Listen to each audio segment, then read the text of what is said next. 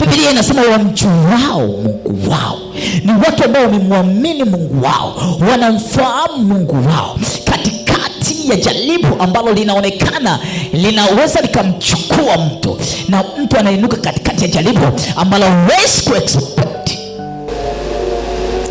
Wala mtu anaweza kusema mimi na imani. You pass through fire. Umepita kwenye moto. Yupo anasema ijapopita kwenye moto, yeye atanitoa kama dhahabu.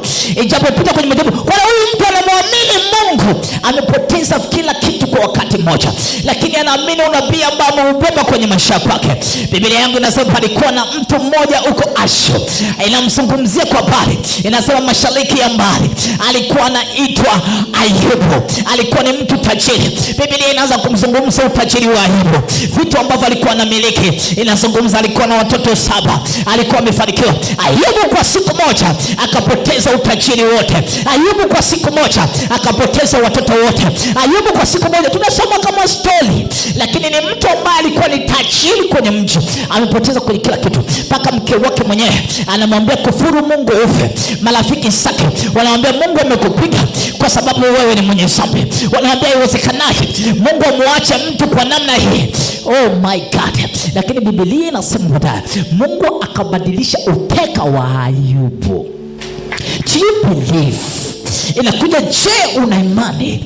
Je, unamfahamu Mungu?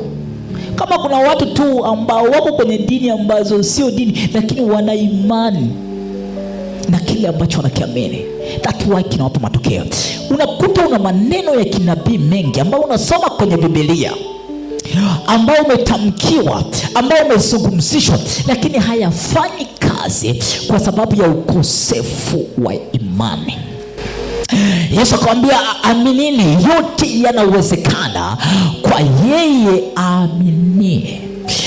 Biblia inasema mtu mwenye hofu asitarajie jambo lolote kutoka kwa Mungu, kwa sababu tuamesha generate hofu ndani ya kwake. Hofu inamfukuza Mungu, kwa sababu tunasema hofu ni sauti ya shetani, imani ni sauti ya Mungu. Sio unaweza kupita katikati ya majaribu, katikati ya magumu, lakini ukaamini neno ambalo Mungu amesema, na kesho kalisimamia, na kesho kutu ukalisimamia. Ukiwa ni mgonjwa ukaamini yeye anaponya, ukiwa kwenye utasa ukaamini yeye atatoa. Watu wengi wanakimbia pasipokuwa na imani. Ukitaka uishi maisha miujiza na kuona kila kitu kinatokea, just believe.